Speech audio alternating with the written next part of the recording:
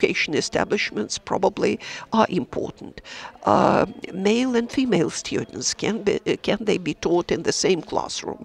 There are many questions that can be addressed to the educational establishment as a member of the green movement. Well, they are quite numerous, and the message that comes from the leadership, from the management of the Institute and is implemented in the strategy of the Institute is very important for those who study here, because it shapes the green perception of the 17 Sustainable Development Goals as a very important value in life, which students have chosen, which students will be dedicated to, irrespective of the sphere in which they are going to work. And last but not least, probably a very important topic, at least for me now, is the topic of education as a source of knowledge about the goals of sustainable development, what we call now the ESG management. And of course, demand for this education on this green agenda is great indeed. When we announced that we shall be dealing with these topics in last March, we were not sure that we shall recruit at least the minimum of 15 people which would like to enroll in this program. That would be necessary for ensuring the financial feasibility of this program. I think now I can disclose these figures. 31 people are taking this course.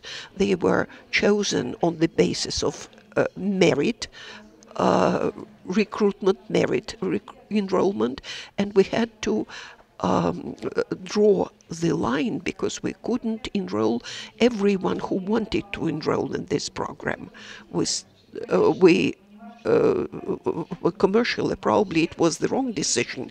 We should have taken everyone and then, found the ways to arrange all this. But we were afraid that otherwise the level of education will be lower, it will suffer. And of course, we have done a lot to make this program popular, and we can say now that it is a popular program. And we are teaching it at MGIMO and also in on other campuses in Tashkent and other places. Now, the second topic we are discussing, that is education and additional professional education.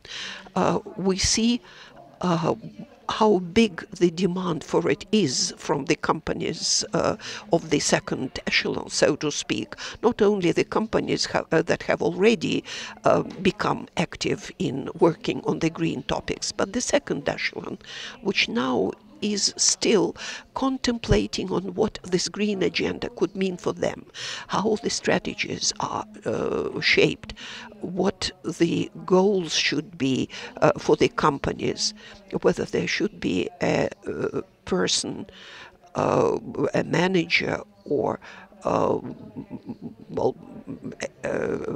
manager who will be monitoring this strategy from top to bottom and from bottom to top.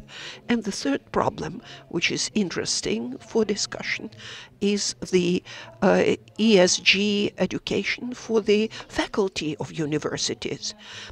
Today, at 2 plenary meetings, we have already heard that the world is in turbulence and everything is boiling, and the transfer to a green agenda is very important. It was announced by our president, and all this happened in about 6 months.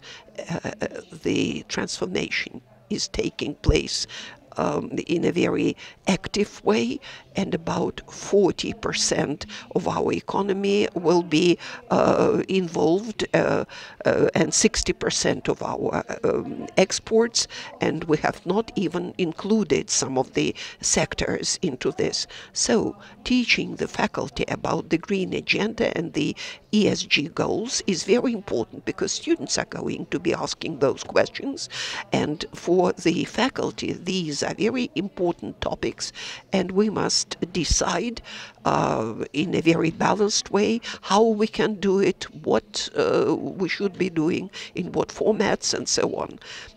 Because everyone has to contribute to lessening, to decreasing those harmful emissions. And this is a very important issue for the whole system of education. Now, would you like to add something to my introductory speech, Angelika? If not, then I shall give the floor to Svetlana Alexandrovna Gerasimova, the Program Director of the Project Office, Strategy and Practices of Sustainable Development. And we have already discussed the topic in many fora, and now I'm glad to be able to give you the floor as a person who is very active in these programs. I've prepared a PowerPoint because I was inspired by the plenary session of this forum, and I started working very quickly on these. Thank you very much for this introduction. Today we can see that we have 3 conferences dedicated to the ESG agenda, and I don't know whether I should be happy about that or not. Every company now has an ESG agenda. Every respectable company or university needs to have a say in this agenda. And this is correct. And the programs we're talking about, they should also have their own identity and be authentic and original at the university where they're taking place right now.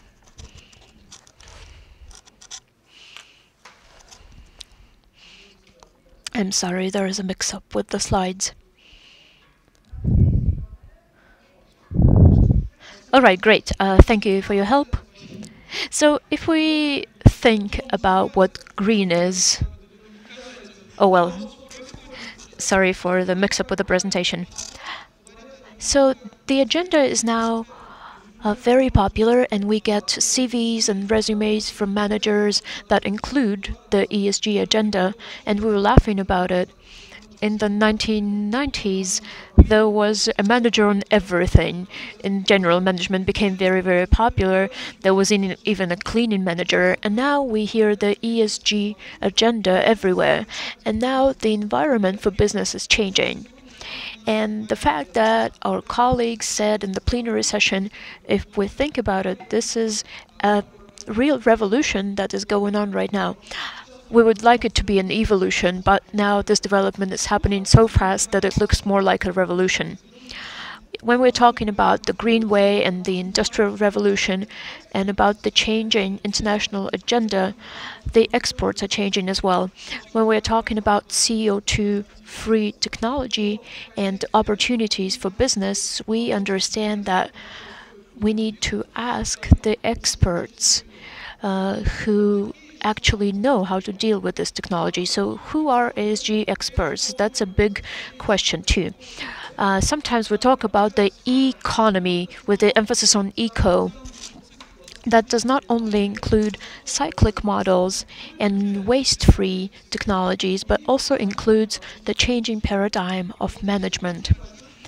And here we have a big question. How can we change the mindset of managers? Is it even possible, especially when we're talking about management programs? And usually we work with adults. They have a certain background in management, and they have their own visions and their own philosophy of management, and they have their own view of this agenda as well. And recently PwC gave a very interesting study about how the manager's role is changing. First, every person is a skeptic. They are skeptical towards this agenda. And then they try to find something rational in this agenda. They're trying to look for some solutions. And they are curious about how this can earn them money. The next level is when you become more strategic towards this agenda, and when you include this agenda in the development of your company. And the third person is idealistic. It is the person who believes in this agenda and believes that it can solve all the problems that the company is facing at the moment. I've been showing this slide very often, and I showed it to some MGIMO students. This is the format Rio plus 20, the Earth Summit. It has been taking place since 1992. Why is this important? It is important because since 1992, we believe that we don't only need to teach the finance and economics, but we also need to teach people how not to harm the environment and even create something new. And when we talk about creating, obviously it takes a lot of competence. We need to teach both young people and senior managers, the boards of directors who make decisions, and these are the people who can actually have a quicker influence. And all the business education before 1992 that only taught finance is hopelessly outdated. And the next forum after the 20 years, what happened to those managers who are taught in a different paradigm? There have been many changes, and this slide is already several years old, and now everyone understands it. And it looks typical, but back in the day it used to be our dream to add green technology in our MBA programs. These days it is a reality, and we understand that this is where the green trends are going. There are three elements. We need to include the mindset and discuss how we can change this mindset. How can we change the mentality of people? If people are thinking in the old paradigm, how can we switch their thinking to the greener agenda? And there is a lot of criticism to this agenda, and we need to hear out this criticism, we need to react to it. What we hear now is how the president's discourse changed, and it changed drastically. Now the country started treating this agenda seriously back in 2020. Could have been the crisis or the pandemic. We all started thinking about our life in general. But starting in 2020, we started making some serious decisions. This was just a year ago, and it's not a very long time for a strategy. And filling those infrastructural gaps will take a while. The next aspect we need to discuss is just general management, because the ESG agenda will influence all the managerial processes in a company. Now there are some representatives of companies here. Every company has a different department for green development. First of all, green development was introduced in the HR, then it moved to GR, and nowadays the green agenda is centered in the risk and strategy development department. And I believe that this is where the green agenda should be discussed. First of all, companies do something useful when it comes to the green agenda, and it's good, but it's not enough. And then they start involving their colleagues and partners, and they see both a risk and an opportunity in introducing a green agenda. And this is a different discourse already. We also talk about green technology when we're talking about universities and banks and everything else. And often green technology is linked to the financial development. As Mr. Chubais said, green MGIMO is a great idea that I recommend to all the managers. Mr. Chubais was very eloquent and told us a lot about the green agenda in detail. It doesn't matter whether you're a manager or an international relations expert or financial expert, you should be aware of this agenda. And the third area that we need to discuss is professional development. First of all, we need to have a better translation of this term into Russian. We tried to experiment, and one journalist wrote that this is an ecological, social, and governmental approach. This was a bit too long, but we have a lot of abbreviations that we use for ESG in general. But this is something that only a narrow group of experts uses. We need to teach managers to follow this agenda. Our government now proceeds from the new economic opportunities for business, and there are people who take part in the work of this council. And usually when companies introduce their green agenda, they introduce it in the innovation sector and in the consumer sector and all others. And can you imagine what a great change it is in the management process of the company? The green agenda changes the management completely.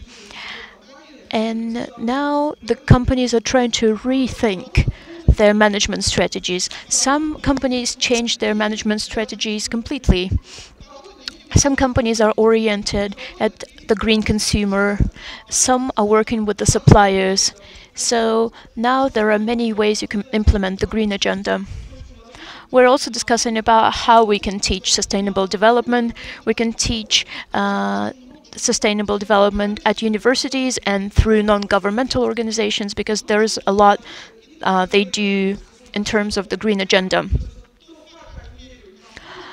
It's also important to be able to track and measure these new technologies. This slide that I'm showing you can look quite complicated, and you can see a lot of abbreviations here. These are the abbreviations that will change the business, like the SDGs, the ESGs, and the GRI, the social and corporate responsibility. But we need to discuss how we can teach all of these sciences that these abbreviations stand for. Usually we only teach this in our master's programs and in our professional development programs, and we use actual business cases, and we try to help companies come up with solutions. We're talking about sustainable development here, and obviously technology is crucial to this, because without technology we cannot really solve any sustainable development problems. And we certify Russian managers through the international indexes like the GRI, and you can get a certificate after you have completed a program like this. One more important thing. This agenda is very complex, so it's very important to collaborate with our partners. We need to have cooperation between the universities and companies, between the companies and experts, and we have a great product that was prepared by the Trianon Dialogue of MGIMO and the project office of the National Park Program. This is a course at the platform that's called Coursera. And I believe it's great that we have such joint projects. We also conduct the Week of Sustainable Development, and we're looking for best practices, and we realize that now they are industry-specific and technology-specific. This is it. Thank you. We can only achieve our goals through cooperation. And today there are many companies present here, and it's only with them that these projects are possible. Thank you very much. So you mentioned your joint projects with other company, and I would like to thank you for coming to our university and for giving lectures to our students. And I have a question for you. You have said that some managers are skeptical, some are strategic, and some are idealist. So when we're talking about the age of managers, how would you describe these tendencies? How can you characterize master students and people who are now senior managers taking part in boards of directors? Obviously, there is a generation gap, and as my son says, there are some people who are born in this century, and the children that are born in the 21st century, they are obviously the most sustainable generation. And this is something that is quite natural for them to discuss. For example, multi-use utensils and cups, all of those cotton bags, recycling. I believe that in this country, it is the children who teach their parents to recycle and to follow other green trends. When people of this age come to companies, they make them change their HR strategies because they want to build a different communication process. They don't really care about hierarchy, they care about the merits of an individual. And they are better at giving feedback, so they have already changed the corporate world. And companies sometimes hire such managers, and a lot of great assets now get in the hands of young people. They have a different perspective of the world. Maybe because they need to solve all the problems that they inherited from their parents and look for different solutions. However, as the rector said and Mr. Chubais said, there are still a lot of things that our generation can do as well. And it is our responsibility to create a platform and to make our voices be heard. We also have some strong competences, and we are technologically savvy, and we've survived the 90s. We've learned to survive and to make do with little, and we can teach the younger generation some things. And when it comes to partnerships, we obviously need to partner with other companies, and I'm glad that there is such an open platform that can draw attention of different people. To illustrate the generation gap, and just to explain to you what the age of our master's students is, that was a great surprise for me. The age of those who applied and of those who entered the university is from 21 to 35. And this is a completely different story.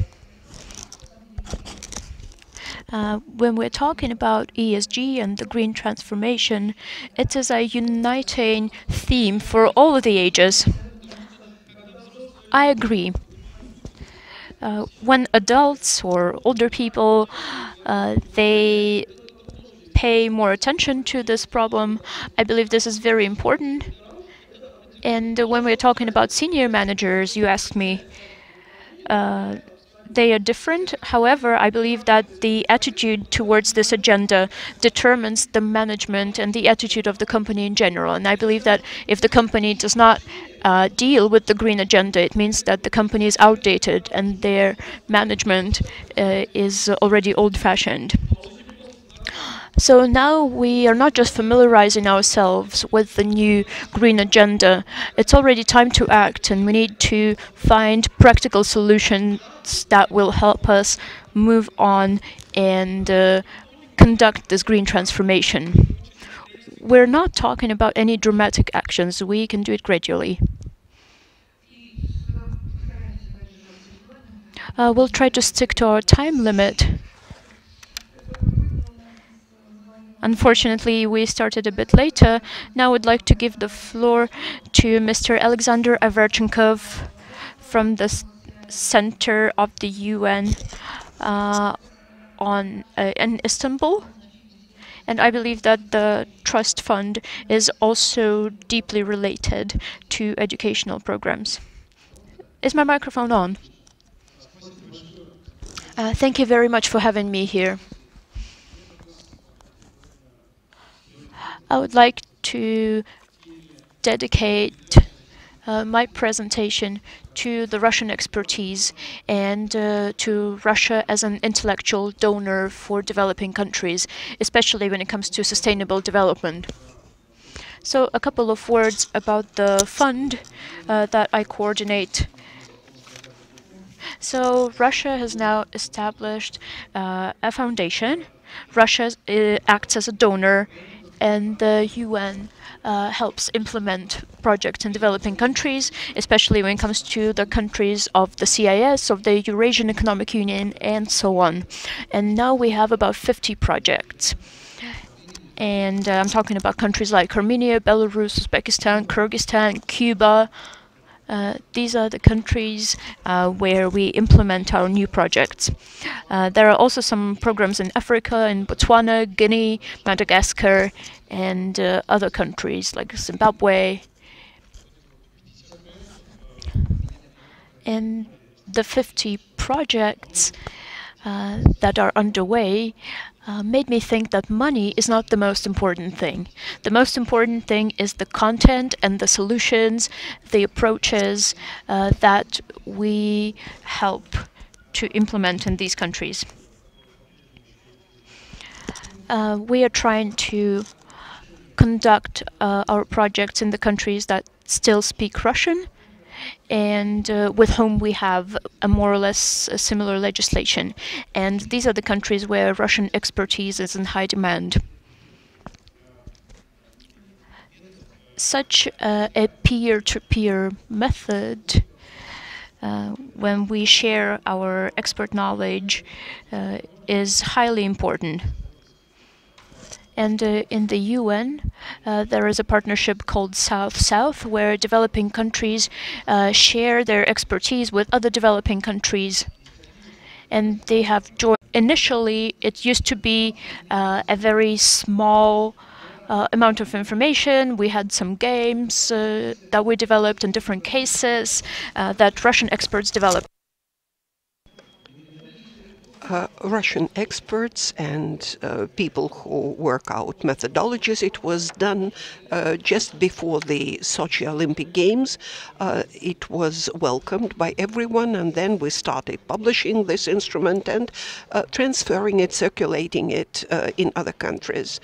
And the process was quite successful. Several countries joined it, Serbia, Moldova, and they implemented this project in their countries. They translated our program into their languages, included it in the curriculum of schools.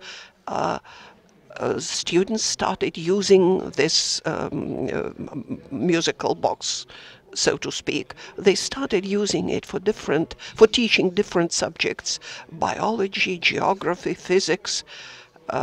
Different cases can be assembled. Extracurricular activities are also organized around it. So it received very wide support. In Uzbekistan, 55,000 are included in working on the program. In Armenia, 15,000. In Kazakhstan, 15,000. So the program worked out by Russian experts created an instrument which is widely used and is adapted to different countries. And the exercises and practices worked out in Russia, and now have already involved about 120,000 people working it. There was relatively little money, but the project is really large scale.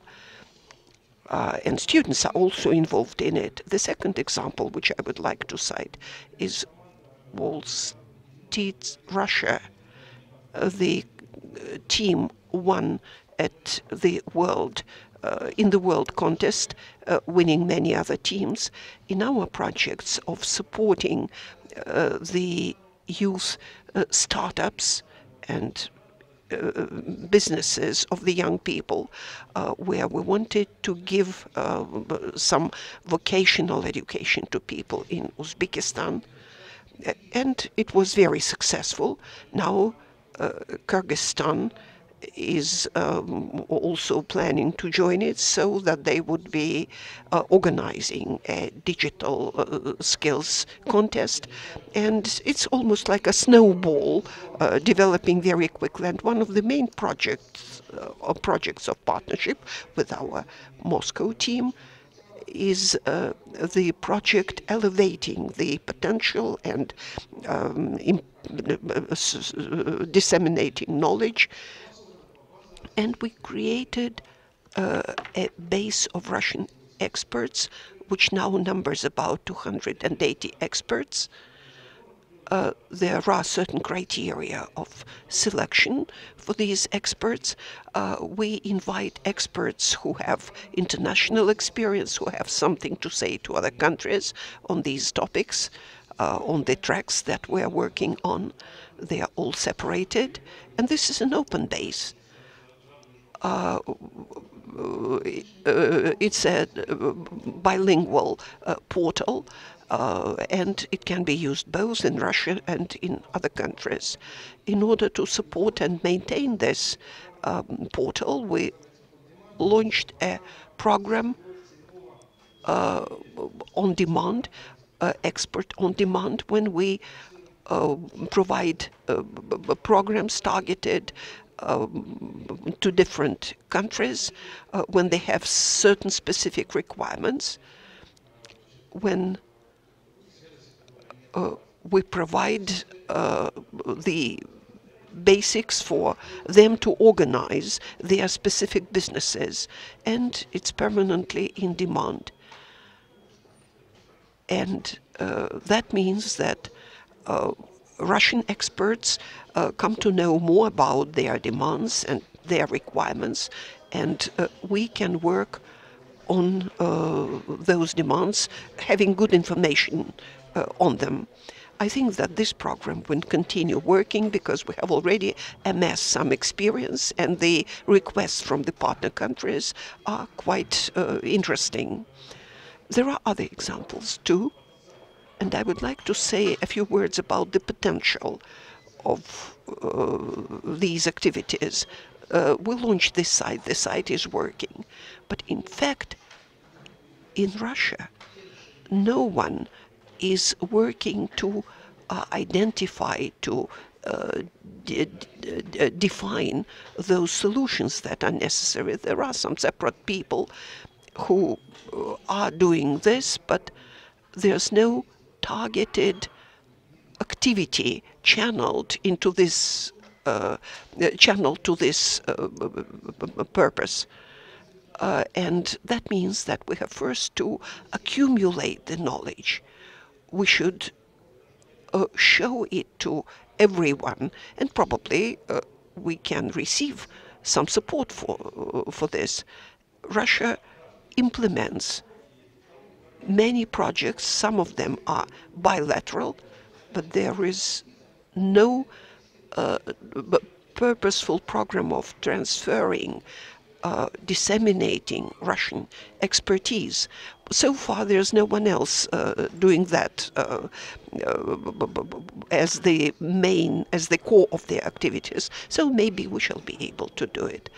And we can think of creating a program of support for such expertise and this expertise dissemination, because this is very important, because it is because the world is being ever more digitalized, and I think that Russian expertise and the targeted support for the demands of the countries who need this expertise will be very important. Thank you very much, Alexander Anatolievich.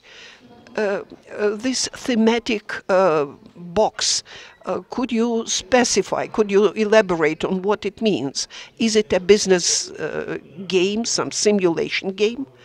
Well, it's a set of facts about the latest changes on climate change, about the reasons for it, the consequences of it. So first of all, it's educational. So there is a certain general basis, and then it is adapted to every country that is going to use it, Kyrgyzstan or somebody else. How can we familiarize ourselves with it?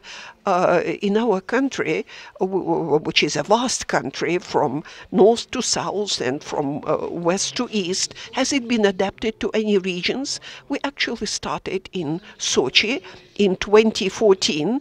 It was global in character. It was not specifically targeted at Sochi. But Yamal-Nenetsky autonomous region adapted it to its conditions and started using it. But this is the only example of how it is adapted to certain regions. Well, and your experts, of which there are many, you haven't yet done such adaptations. Okay, so you have to give it a stimulus in order to have a result for all the 85 constituent parts of the Russian Federation. Thank you. And now I'm happy to give the floor to Sarvino Zafarovna Ikromova, who is head of the Department of International Relations of the Academy of Governance, of State Governance, under the auspices of the President of the Republic of Tajikistan. I must say that at the plenary session I was very much impressed by the speaker from your country. I think that against the backdrop of what she said, all the other issues may pale into, well, insignificance. Thank you for this introduction. There will be a person presenting what we are doing tomorrow. Thank you for this introduction. I would like to say a few words about the system of education in our country, about our education system, our programs. To be quite frank, when we speak about developing education and science, well, a quotation comes to mind. In the modern world, the country will attain great success that will pay a lot of attention to education and science and to elevating the level of knowledge in society and introducing innovations. And the independence here of Tajikistan saw a lot of laws adopted which determined the policy of the government in the field of education and sustainable development. And of course, these laws on education, on primary school, preschool education, on vocational education at the level of secondary education, tertiary education, and of course continuous education. It also defined the responsibility of parents for the education of children. The laws took into account the requirements in different professions and different specializations. And now a law is being drafted, which probably will be very important. It is the Code on Education. It will bring into the system all the provisions that relate to education. I would like to tell you about the current period of education. In the late 1990s, a quota for female students who were applying for higher education, some profession in higher education. And it was a very important step in ensuring the equality of women in our society.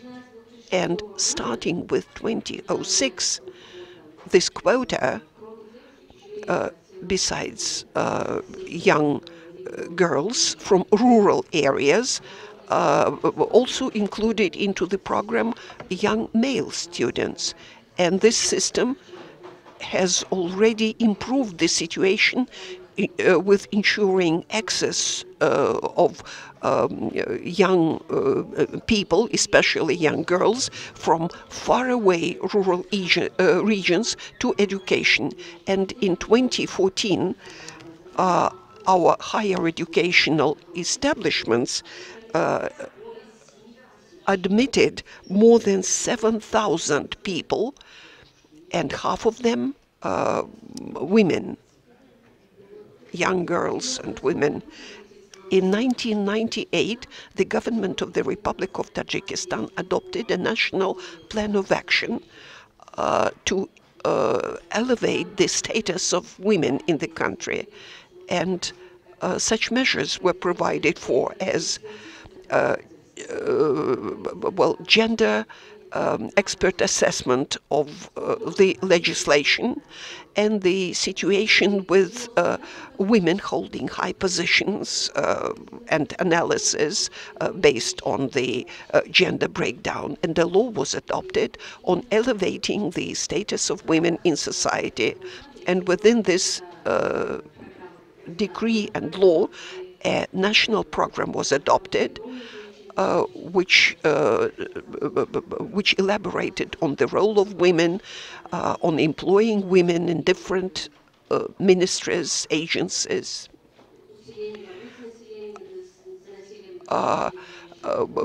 the importance of curbing and eliminating violence with respect to women, promoting women in such professions as doctors, teachers, economists, lawyers, and so on.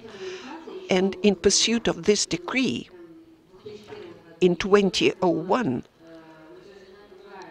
another program, another national program was adopted, the basic guidelines on policies on ensuring access to education for women in our republic. In order to ensure women's rights, over 3 years, in addition to the laws which are already in force, a number of laws and other documents, other measures were adopted about how young girls and women should be employed by different departments, companies, and in implementing this plan, our Academy of Management is working on educating talented young women from rural areas, and they are receiving this education in the program of women leaders. There are about 200 women in this program who have already graduated from it. The aim of defining what educational environment we would like to see both in secondary education and higher education, we introduced the graduates, those who benefited from the programs, and of course we are assessing the results of the educational activities of different establishments. What gives us grounds to rejoice is that in the first years since we gained independence, there were only 13 higher education establishments. Now, 30 years later, we have 40 such higher education establishments, and our academy is the youngest of them. We're only 1 year old.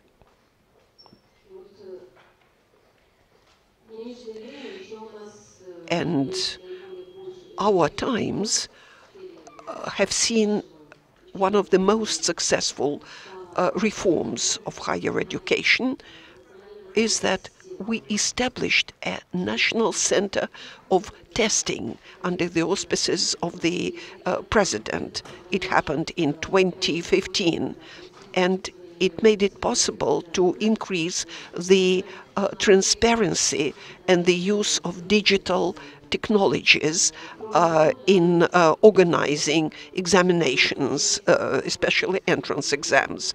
And very many experts monitored the system, monitored the educational practices of different educational establishments and universities.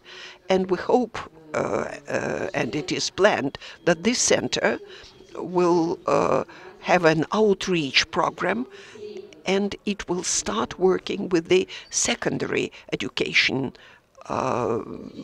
organizations.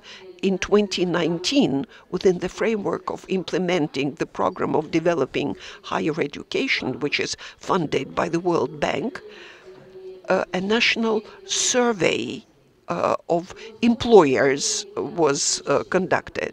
400 employers were asked, both private owners and heads of state-owned enterprises. It encompassed 5 branches in terms of who worked for them and what the form of property was. And according to this survey, about 70% of employers said that a diploma testifying to graduation from higher education establishments is very important. And now 47% of those surveyed were not happy with the level of professional education and professional skills of the people who worked there. And of course it shows that they not only need some additional educational programs, and probably higher education establishments can do it. They will have to cooperate more with the employers. In September 2020, by the decree adopted in our republic, the strategy of development of our republic until 2030 were defined, and such priorities were singled out. I would like to read them, if you permit me. The first one, ensuring equal access to education for everyone, better educational standards at all levels, increasing the financial sustainability in the sector of education, development of national centers, research and development centers, and of course enhancing the scientific and scholarly potential of the country. And in accordance with these sustainable development goals, we formulated the following goals: ensuring for every child, girls and boys, the adequate level of secondary education for achieving the best results. The next goal is eliminate by 2030 of gender inequality in the sphere of education and science, and ensuring equal access to education for people who have special education needs and people who live in faraway regions. And the third is obviously promoting such educational institutions that promote the interests of the child, that promote gender equality, as well as safe and violence-free education for everybody. The philosophy of modern education in modern Tajikistan also contains traditions, and we need to safeguard our spiritual and cultural values, our creative thinking, rationalism, and sharing experience. And one of our priorities and the priorities of our government in education is a sustainable environment for raising decent people, those who will create the future and a thriving society. I believe that this concept is the basis of modern education in our country. And in conclusion, I would like to say the words that I really like. The goal of education has been and will always be honorable. And back in the 10th century, one of the most famous poets who spoke Persian language, Hasim Rifudaksi, he used to say that think about what's in store for you in the future, choose an honorable goal and try to achieve it. And we believe that even though there's still a long way to go, we will achieve the final result. Thank you very much. Thank you very much for such a special speech. We're talking about businesses and ESG. However, as for you, you're talking primarily about the accessibility of education, about gender equalities, about opportunities for people from remote areas. And this is a completely different view of the problem that we have been discussing today regarding sustainable education. And this is great that the country has such a goal, and this goal is based on a 10th century experience when it comes to choosing the right goals. And I believe that our partnership can help achieve your goals, and we're open to partnership. This morning I came to MGIMO, and we thought that this is a very classical institution, a very Soviet institution.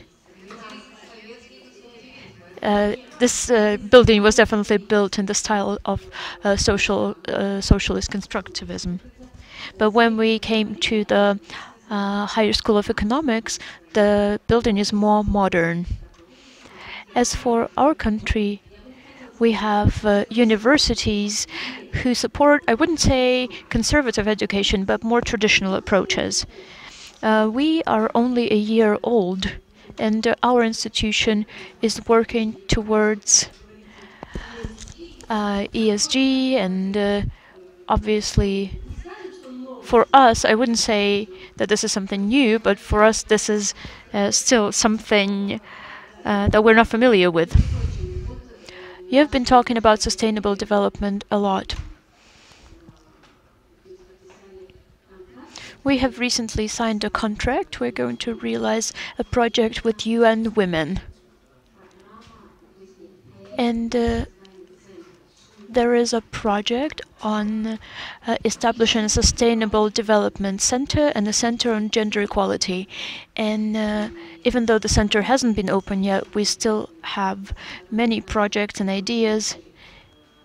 And the leadership of our academy has very plans, and I would not like to say that they're ambitious. I would like to say that they're quite real, and we want to achieve these ideas to a certain extent. I believe that maybe a year from now we'll have some cases to share. Looks like you're very talented people, and you've got funding from the World Bank, and people are ready to invest their intellectual potential in such projects. Thank you very much. And now I'd like to give the floor to Mr. Andrei Avramenko.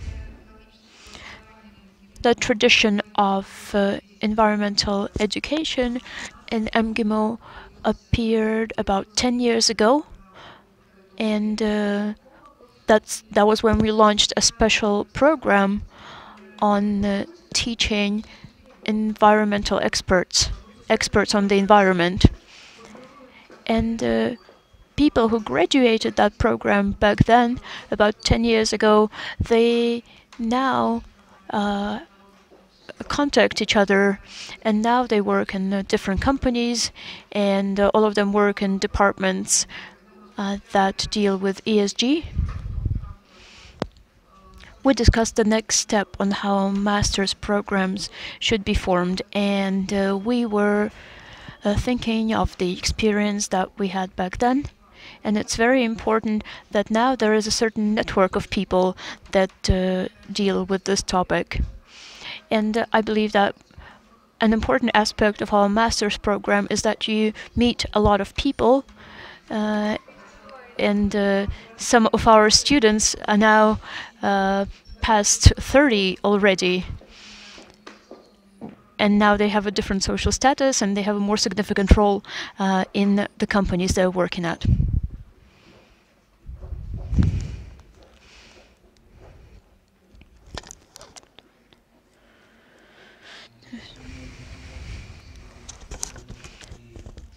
It's a pleasure for me to be here today and represent the Center for Sustainable Development. Now it's called the Center for Sustainable Development and ESG Transformation. And I also represent the Department of Land Use and Ecology. And now MGIMO has been talking a lot about sustainable development. And I remember Svetlana. I saw her about 10 years ago, and we were thinking about the days when we would talk about sustainable development in some big universities. And now this day has come. It has been a long way. And by we, I mean those professors, those experts who have been dealing with this problem. Now there is a discourse that Russia needs to switch to low-carbon development and needs to take an active part in the Paris Agreement. Now, no one is discussing the importance of switching to green energy because it's obvious that this is something that needs to be done. And Russia is one of the leading countries pursuing these goals now. The same needs to be done when it comes to education. This is not a matter of discussion. I would say about half a year or a year ago, we could talk about some trends like this and discuss whether they are important or not. Today it is obvious that they are, and we need to introduce these topics in our education. We need to now promote the best practices of those universities who have already taught sustainable development. And we don't want to lag behind when it comes to these new technologies. And I believe that the universities, unless they pay attention to sustainable development and green technology, unless they pay attention to ESG transformation, they risk lagging behind. And it is important that MGIMO established a Center for Sustainable Development. And this is one of the subjects that's studied by master's students and by adults. And this is something important for education and science today, because we understand that this process is not going to stop. We need partnerships, we need cooperating with companies, and it is great that our graduates understand the importance of the issue. And experts in these fields are now in high demand. And in today's presentations, you will be able to see two names. The second name is Sofia Denisova. She's the leading expert on ESG in Sberbank, because we work with our graduates that work on ESG in different companies, and I believe that this is a very sustainable tendency for the university. A lot of things have already been done, and we need to use the best practices. Back in the day, a degree in engineering was something unusual and new. And I believe that we've heard today that what's going on right now can be compared to an industrial revolution. And I believe that education in ESG is something like an engineering degree back in the day. Now I'm going to show you some of the experience that we have in these fields. And we have dealt with the sustainable development in education for about 10 years. And I believe that there were declarations like sustainable development in education by the UN. There were many initiatives in the past, but now they are all moving on to a new level. Our MGIMO students translated many articles in the English language, and in general, MGIMO has always been quite experienced in this. In this slide, you can see different networks, and they unite universities that deal with sustainable development. And I believe that just like in some foreign universities, that promote the Sustainable Development Agenda at their university, which is obvious because you can't talk about sustainable development if you don't implement the ideas of sustainable developments in your own institution. So the partnerships that we have discussed today, the partnerships in sustainable development and ESG transformation is important, and we already have some examples of that. I'm going to analyze how Russian universities are ready to pursue these new policies. There is a magazine on sustainable development in the Higher School of Economics. And unfortunately, we don't see many Russian authors and many Russian cases in that. And I believe we need to be involved more actively in this process. In the slide, you can see the ratings at universities. They rate their contribution to sustainable development. And the first rating, green metric, is more about the environment and ecology. By the way, MGIMO was one of the first universities that made it to the green metric rating, thanks to the efforts of our faculty and our students. Now there are some other Russian institutions there as well. And there is one more rating that has been rating universities since 2009, and they rate universities according to their implementation of sustainable development goals. In order for the university to follow the green trends and to assess the way it follows the green trends, we need to take into account the factors that these ratings use, and this way we will be able to prepare specialists who understand what ESG is and how it works, because they have already learned about it when they were studying. Let's have a look at the green metric rating.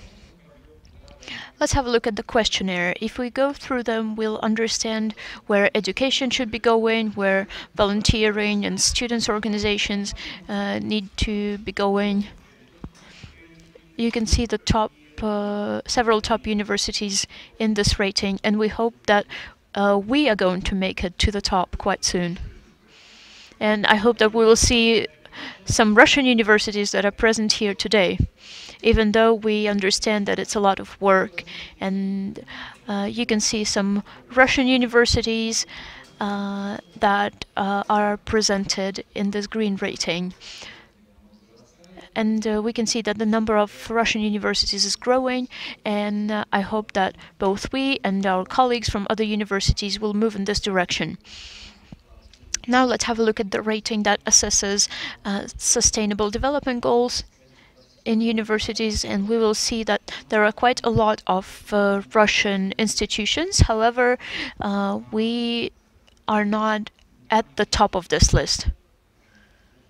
And such universities as MGIMO and the Moscow State Universities are not there yet. However, I believe that we absolutely need to make it there. And I think that adapting these concepts to universities is quite a clear process. We can have a look at the experience of our foreign colleagues, and you can see some bullet points here. And I would like to draw your attention to the fact that we need a systemic approach. And if we want to promote the university regarding the green agenda and ESG, we need to institutionalize these policies. And we need to create a working group, a project office, or a certain department that would coordinate and deal with the process of switching to green technologies. The same needs to be done in any company, correct me if I'm wrong. As soon as you have an idea, there is a lot of resistance within the company. And until someone very senior told you to go and do something, it is very hard to find a consensus within the company or within an institution or within any organization. This is how management works. Right, and also the education system should be conservative to some extent, but at the same time it needs to be creative and it needs to be advanced, and this is why we need to harmonize all of these tendencies to have the leading positions in these ratings.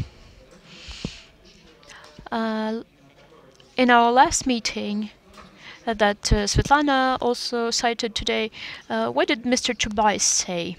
He said that business is changing quickly, and I believe it's not the funding and the shareholders that will determine the fate of the company. It will be the shareholders, and I believe that the same can happen here.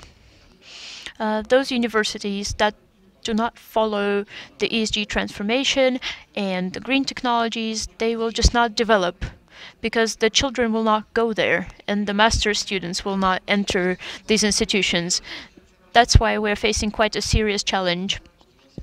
The last MGIMO report said that 61% is funding by non-budgetary funds. And these are the stakeholders we're talking about. The stakeholders, the students, they need to see additional value. Right, and we're also dealing with millennials. They actually analyze what they buy, what they consume, and probably this is going to be one of the factors that will determine whether the student wants to enter this university. For us, this is something new. The price is no longer that important. For example, when we buy something, its carbon footprint may influence our choice even more than the price. And this is what happens with millennials. I wouldn't say it's so true about older people, but still, I believe that our students will choose universities and institutions that are greener and more sustainable. Well, let's not idealize the situation. Well, when there are 7 thriving years and then 7 lean years may come, well, we shall see what will happen. If the price goes up by 30%, we shall see how the clients will take it, how our customers will take it. Well, of course, now we have been living through the pandemic crisis and through some other crisis phenomena. But nevertheless, people mostly say we shall be sticking to the decarbonization aims, and we shall be learning to overcome these problems. We shall not be swayed from our course. This is what we spoke about at the plenary meeting. Well, of course, environmentalists have always been known for setting themselves very ambitious goals. But if we analyze the experience of foreign universities, the historical approach and the systemic approach, they are both very important. And we'll see that some changes which we are only beginning to launch here in Russian universities took place in Western universities sometime earlier. For example, at Yale University, the certification of the building in terms of compliance with the green standards, energy saving, resource saving technologies, they are all very important. And there are many cases on the basis of well-known universities,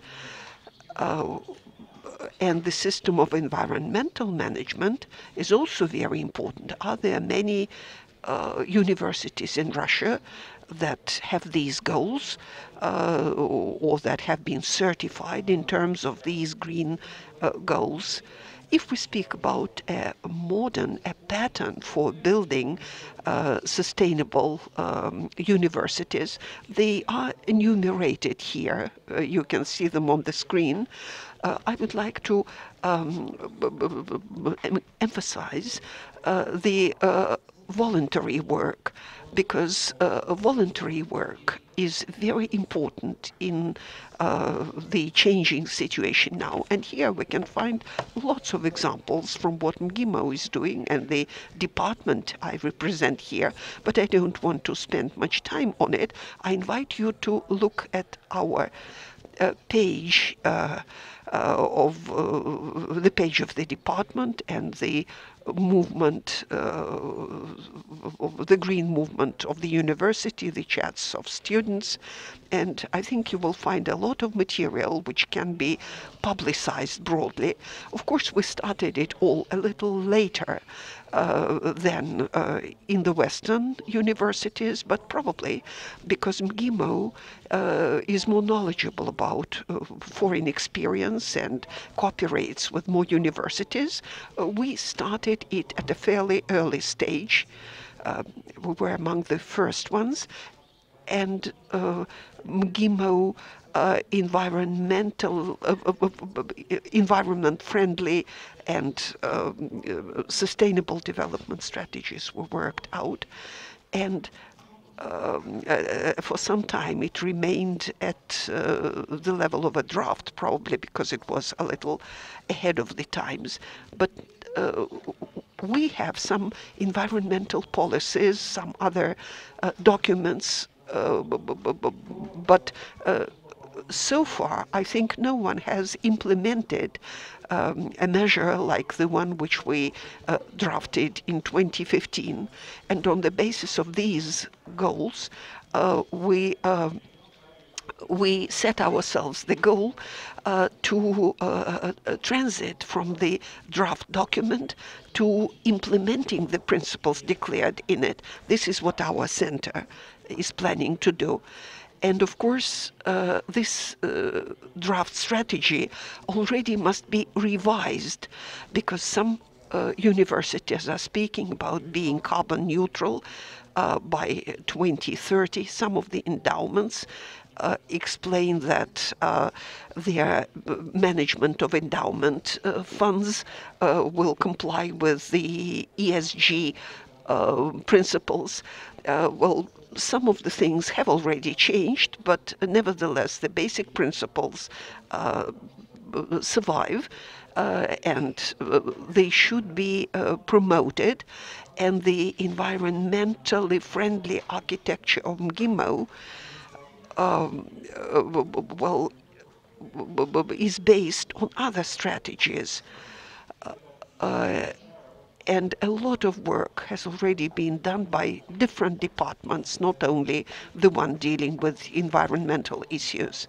And the initiatives which have been implemented within the sphere of sustainable development goals, and I would like to mention the discussion club and many topics that were raised in it and discussed, and the journal, which is very important, where we discussed it. Yes, I think we shall start doing this as soon as our convention is over.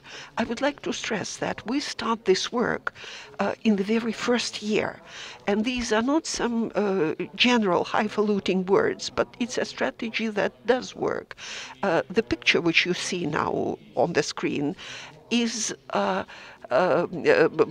discussing the case of MGIMO as a sustainable university.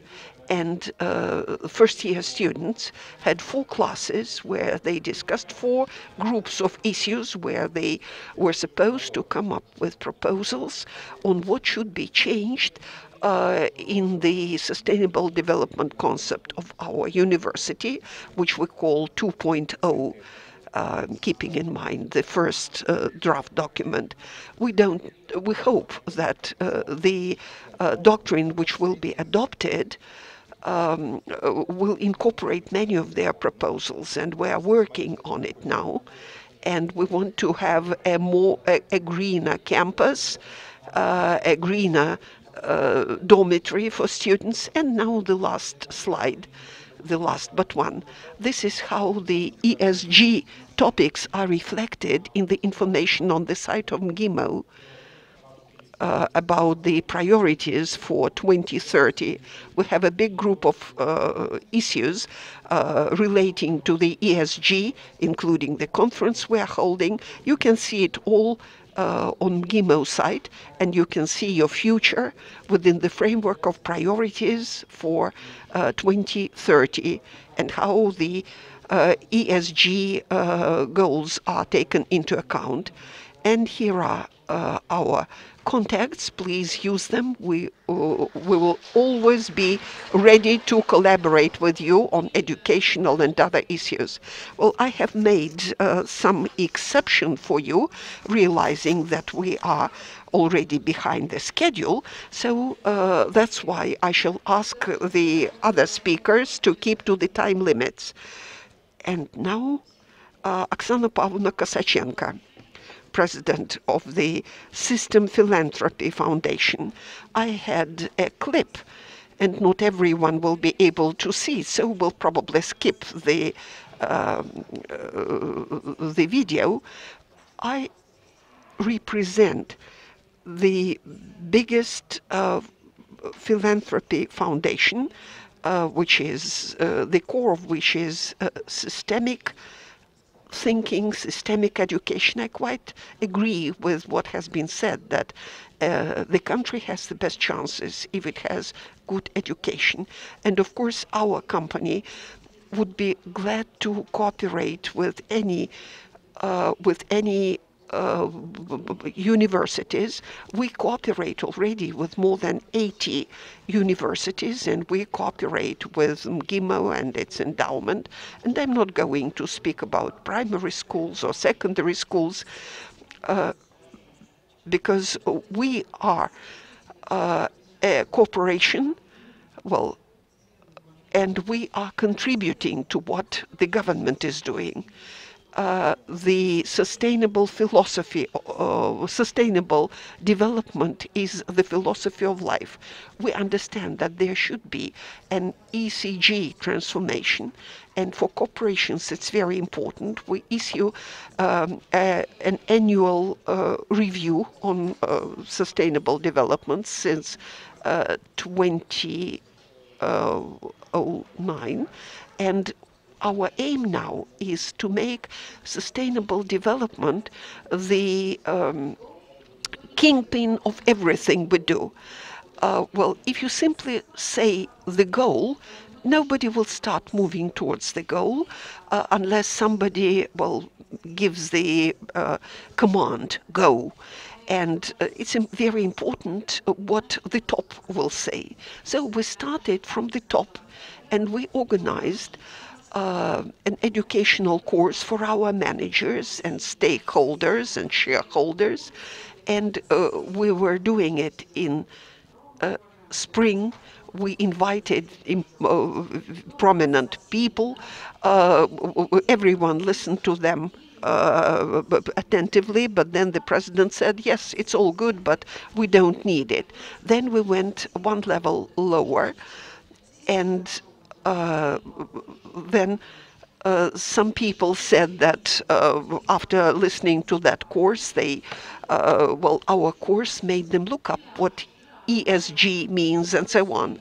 So there was some interest. Then we went a step lower, and we received, in response to the course, some demand from the managers for more content, for more substantive information.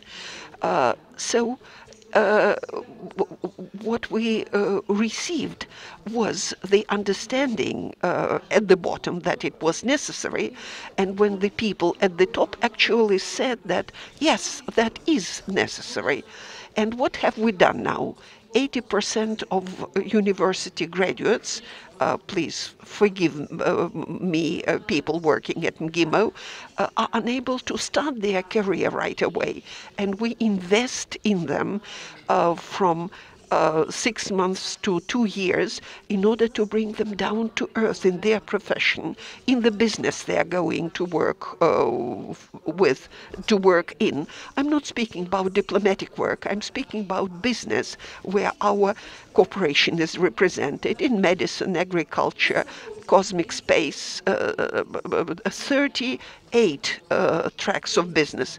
And there's not a single student who has graduated from a secondary vocational educational establishment or a university who can start working in these fields right away. And we understand that the further we go, the more this bringing down to earth is necessary. But as you correctly said, education should be conservative, and we are not intervening in this education. So we are giving some additional complementary education, supplementary education.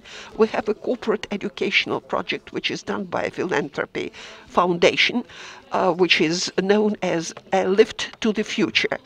And it's not about the help that we shall give them in acquiring a certain position.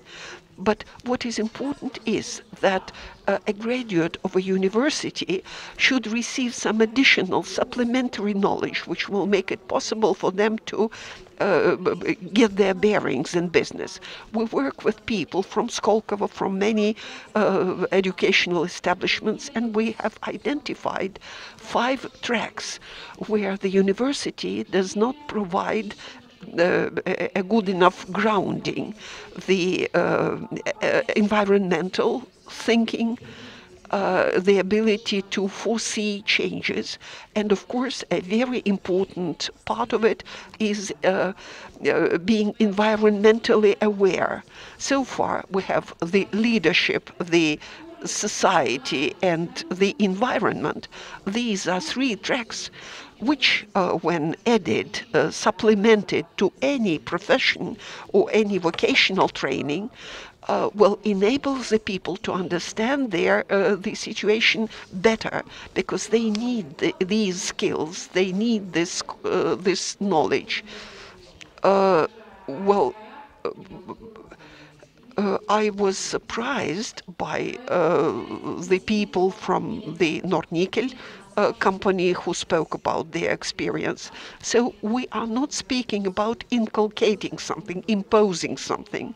This is a horizontal process because everyone must have these skills and this knowledge. What we did was we surveyed all our companies and wanted to see whether they sort the waste. Then we found that they were doing this. But I looked into those bins where waste was collected. And very often, even millennials who are environmentally aware leave the room and they throw the waste into the bin without thinking what this bin is for. So we decided to create a different course, environmentally friendly habits. We explained to them why plastic is different, how paper can be recycled, and so on and so forth. Now we have placed special bins there, and now we'll start measuring the results of these activities. And if the result will not be sufficient, then it will show that we must do more in this direction. So what I'm saying is that when people say that lifelong learning, then it means not that people should be learning all life, but throughout your life. Whatever your alma mater is, MGIMO or university, they should acquire some education, so to speak. Something should be added to it, something that should be built onto the basic education. And please come to our organization. We'll welcome you. Well, it's a very interesting picture, and our prospective graduates have heard it with great interest. And besides the fact that bins for different kinds of waste should be colored in different colors, there is such a thing as KPI. If that is if you throw a paper into the wrong bin, then -2% and so on. You are suggesting that if somebody throws some waste and it doesn't get into the waste bin, then they should be shut down. No, we say that we are speaking about the need that must be developed in these people. We should help it. Well, in some big companies, this is already something that they have acquired. But in smaller companies, this is not something that is easy to nourish in the people. I would like to add something. I quite subscribe to the statement that this is not about knowledge, but about philosophy. And philosophy, it is my conviction, is actually acquired by a person at university. It teaches the person to think critically, and probably I shall disagree with Andrei Alexeyevich. University should not remain conservative and traditional. It should be changing, and now we see that we are changing, and we are somewhat lagging behind, and we have to catch up with the generation which we see here. And now I would like to give the floor to the next speaker, Anastasia Valerievna Tsvetkova, from Lake Baikal Foundation. She is Director General of the foundation, and they do a lot of things in the field of supplementary education. Thank you, Angelika. I'm going to be the last speaker, I see, but I would like to sum up a few things in a preliminary way. First of all, thank you very much for inviting me to come here, and thank you to MGIMO for training the personnel. Now Ekaterina Krimkina, a graduate of yours, is representing our foundation with the French companies in the process of getting ready for an event which will be held in 2023. And Evgenia Yelkina, who is also a graduate of your university and then took a master's degree course in the Netherlands. She became an expert on the climate, and she now works on the issues of permafrost and on what should be done in order to preserve the permafrost. So MGIMO is a very good supplier of knowledgeable people for all our organizations, and I'm very glad that we see people from the younger generation with whom we would like to cooperate. Talking about education, I would like to conclude that education is definitely an integral number of goal number 4 of sustainable development, and it says that education will help us promote all other goals because its aim is to train people of all ages to adapt to the risks that we're facing today and that we will face in the future, like climate change, degradation of the environment, decreasing biodiversity. And it's true that when we look at UNESCO's program that is called Education for Sustainable Development 2030, we will be able to see the targets and the topics that universities need to incorporate in their educational programs, at that the organizations and companies need to talk about when it comes to training their personnel. And if we look at the statistics, and there are some statistics in the recent report by Deloitte, we will see that in every foreign company there is a post that's called the Chief Sustainability Officer, who is responsible for sustainable development. Russia is still far from these statistics, but if we analyze Headhunter and its vacancies in sustainable development that has been posted in the recent 5 years, they grew several times. And today, as my colleagues have already said, the transformation is ongoing. The transformation is around is underway around the world, and there are some requirements to Russian companies when it comes to exports. We need to comply with certain standards, especially when we export our carbon and machinery to the European Union. We need to be up to date with the climate agenda, and I'm talking about the climate agenda for business. That has to do with the decrease in emissions by 2030 by 50%. From that of the 1990s. And at the same time, there is also a green agenda for the government. Now, the government is asking all the regions to prepare the rules for adapting to climate. And we need to develop these plans quite quickly. And that's why officials and the government need to have a dialogue with experts. They need to hire people who will be in charge of that. Russia is a vast territory, and it has permafrost.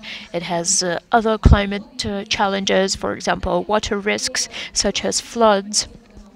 And we need to introduce a certain agenda on the level of the government that would require graduates from environmental programs. Last year marked significant change in the agenda. And there was a case with Norilsk nickel. There was a huge fine that made companies rethink their investment when it comes to making their companies more green. And they started to introduce green technology in order to avoid such fines. And they already started putting such policies in the center. As for the competencies that experts should have in business and in government, I would like to highlight the fact that education in sustainable development is an education that's supposed to transform your mindset. And such an education, aside from different skills, should allow you to learn to cooperate with others and to partner with others. Definitely the demand for such experts will grow. When we're talking about sustainable development, we're talking about experts who will build a sustainable brand and who will understand what's behind this sustainable brand. We need specialists in communication that will be able to talk in a certain way, that experts who understand what a life cycle of products is, and they need to have expertise regarding different risks. And the person who will lead the ESG development in the company should be able to partner with the right people and to invite experts who will be responsible for different green goals. So when we're talking about education, it's important to teach our students how to partner, how to work with supply chains, how to make them more efficient, and how to create this synergy in a company. I will echo some words that have been said today. Obviously, now there is a master's program on sustainable development in MGIMO. Now, RANEPA also has a program on risk management. And the Higher School of Economics and MIRVIS have wonderful programs and initiatives in this field.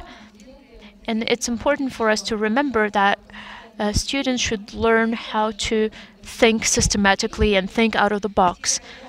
And there are some programs abroad, but that we still don't have. For example, theory review in the Massachusetts University or in the London School of Business. There are many free courses that help us study the theory of complexity, the theory of view, and that allows us to analyze the root causes of the problems we are experiencing these days. And students should have such supplementary education. And I believe that this will allow us to change the mindset and to transform their thinking. This way, the students will be able to become very valuable experts for the market. My organization, my foundation, deals with water resource management.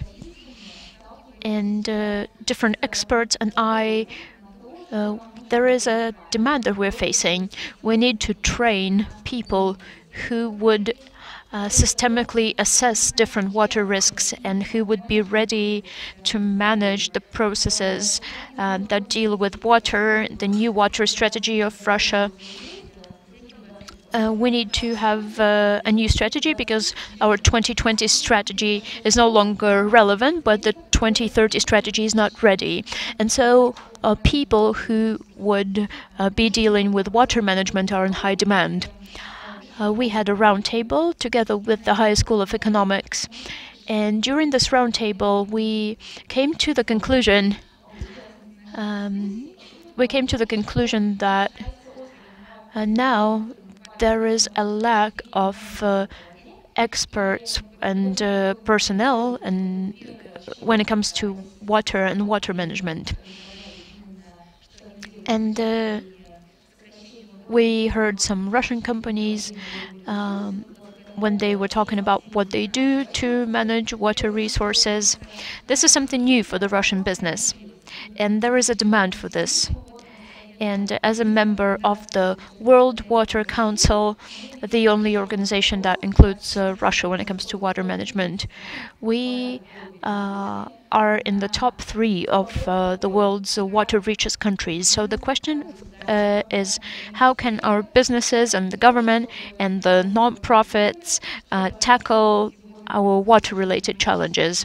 How can we adapt to these challenges in the light of climate change? What will happen to climate migration, and what kind of access to water will people have? And we need to find an answer to all of these questions. So that's why water management is a very relevant field of studies. We have partners. For example, one of the Dutch universities is partnering with us, and a Chinese university dealing with water is also ready to work with us. And they are ready to partner on the blue economy of Russia. And I believe this is something that MGIMO is dealing with as well. And we are ready to develop this discussion in Russia. And this way, Russia and the countries of the Eurasian Economic Union in general will have this topic as a priority. We want it to become an integral part of sustainable development education. Thank you. Thank you. We have one speaker left. This is Ms. Kiselova. I'm now giving the floor to her. She is representing the South Federal University.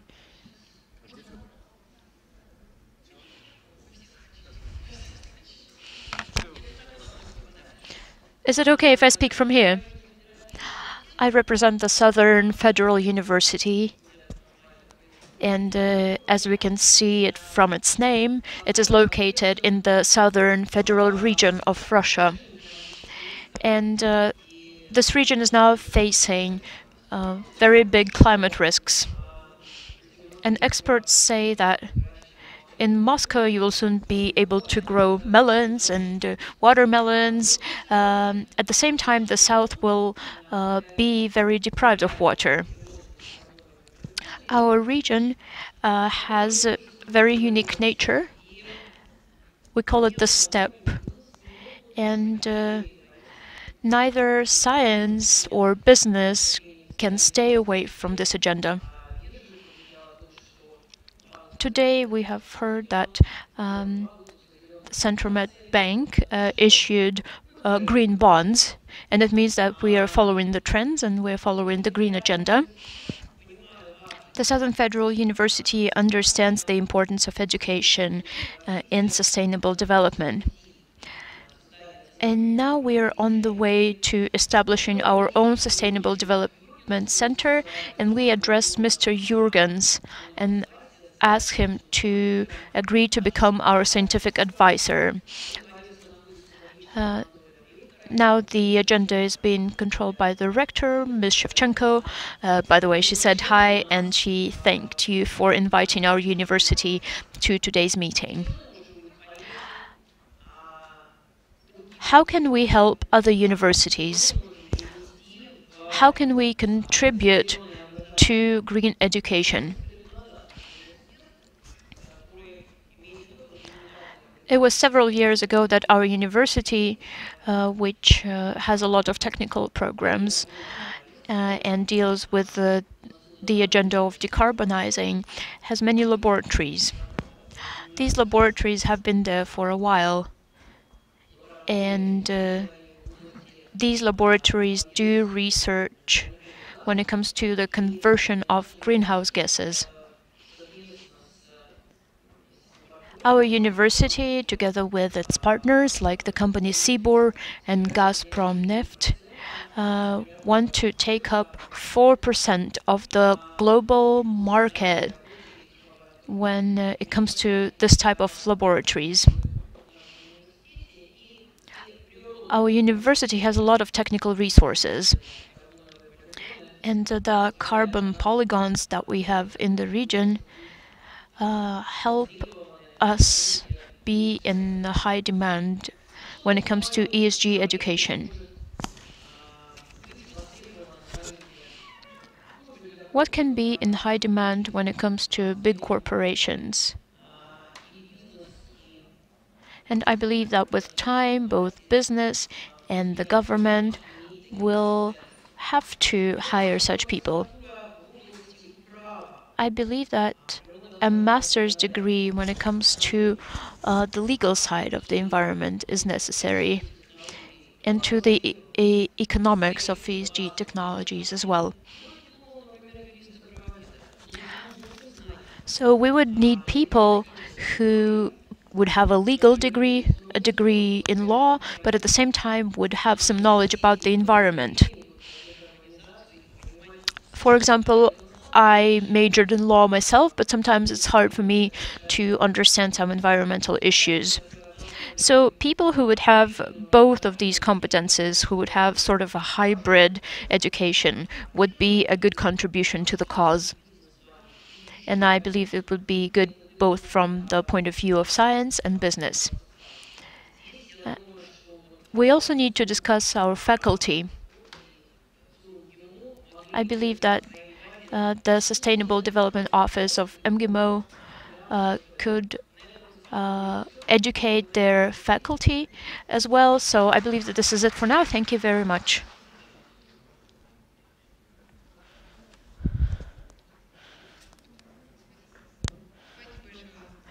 Thank you very much. Distinguished colleagues, I believe that now we can conclude our session. It is clear that this is only a start of this big conversation on education. Because when it comes to education, there is a big problem. Unlike corporations, we are very limited when it comes to funding, and we depend a lot on the funding that we can get access to, both from the government and from companies who we partner with. Obviously, this is an additional obstacle to the circumstances of forming educational programs. But anyway, I believe that we've taken some steps, both in MGIMO and in general. All of these steps give us hope. We haven't heard from the Far Eastern University today, but I believe they have a lot of initiatives as well. So all of these steps testify to the fact that we're on the way to the green transition, and I believe that in the future we will share more experiences about how universities can do this while complying with the demands of the modern economy and education. Would you like to add anything? Thank you very much. I agree with your conclusions, and I would like to thank all of our participants, those who could join us here today and those who couldn't but who are with us in spirit. And here I can see a lot of representatives of business, of the university, and many students, and I would like to thank them for their support when it comes to educational projects. I would like to thank both the government and businesses, and I would like to stress once again that we are not conservative. We want to move on, and we want to transform together with our students and with businesses and with the new challenges that we're facing. Thank you.